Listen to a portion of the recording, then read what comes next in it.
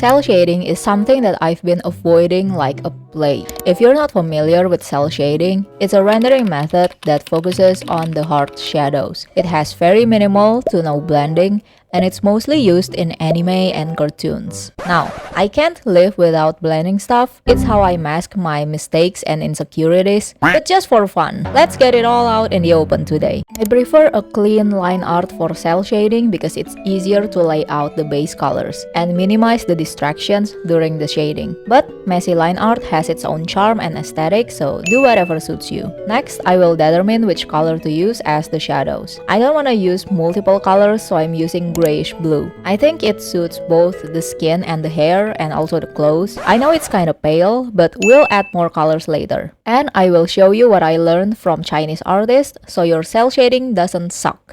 Like mine. Don't forget to use a multiply layer to shade. I will show the comparison between using normal and multiply. So yeah, use multiply. Okay, so here's how I normally do cell shading. Have a reference, obviously, then shade the face, but I avoid shading the facial features because the shadow is too sharp. Then I shade the clothes in big shadows and do the same for hair. I refrain from adding small and detailed shadows because cell shading is all about the big shapes, and wow, this looks terrible, isn't it?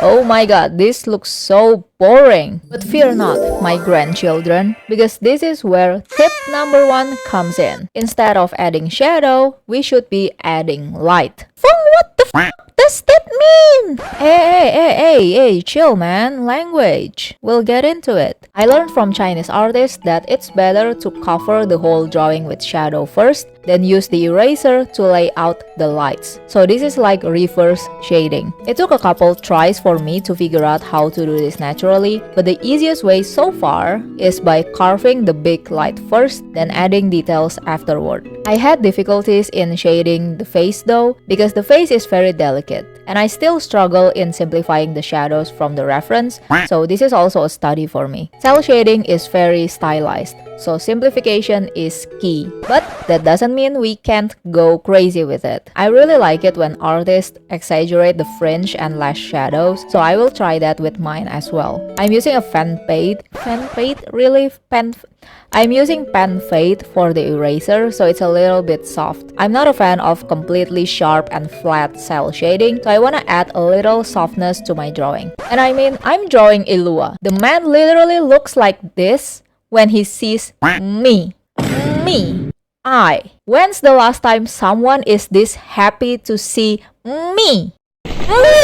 So yeah, I will add softness to my cell shading. If you prefer the shadows to be all flat like in anime, you can use sharper eraser like Dip and Hard. Now it is time for tip number 2. So our light source is around here. This is our main light. So from Chinese artists, I learned something called fan guang. The literal translation is opposite light, but it's actually bounce light. Now, what the hell is this, Fang? If we look at our photo reference, there's a quite strong light coming from around here, resulting in very dark shadows on the right. However, see that the shadow is not completely dark here. The shadow on the face is not 100% dark. There are 2 shades over here. This area is very dark from the shadow, but here it's getting lighter because of the bounce light. Same with the flower shadow.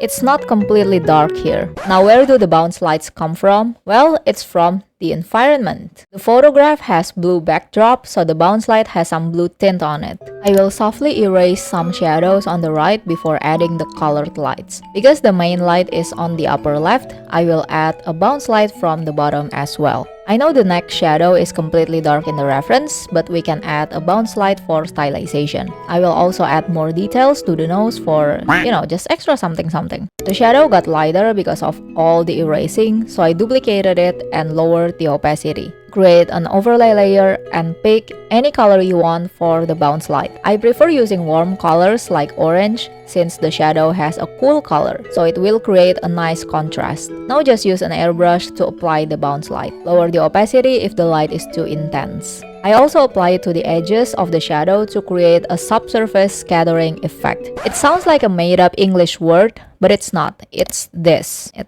effect. Use hue and saturation to add it if you don't like the color. Oh my, blue and purple looks really good. It gives him this Ice Prince energy. I will stay with the warm lighting for now. If I change my mind, I can always edit the colors later. I think the shadow is kinda weird, so let me fix it real quick. See, this is why I've been avoiding cell shading. I can't hide the mistake with blending like usual, and because the shadows are big and sharp, the mistakes look very obvious. Okay, let's not dwell on that and move on to tip number 3, which is adding textures. Chinese artists love using textures. They prevent overblending and add a bit of spice to the drawing. However, you can skip this step if you prefer a clean, sharp shadow. It's all up to your preferences. This is just a friendly suggestion. I made my own texture brush actually. It's nothing fancy, just a row of ovals. Here's the QR code if you want to try. Play around with the spacing if you feel the ovals are too close together or too far apart.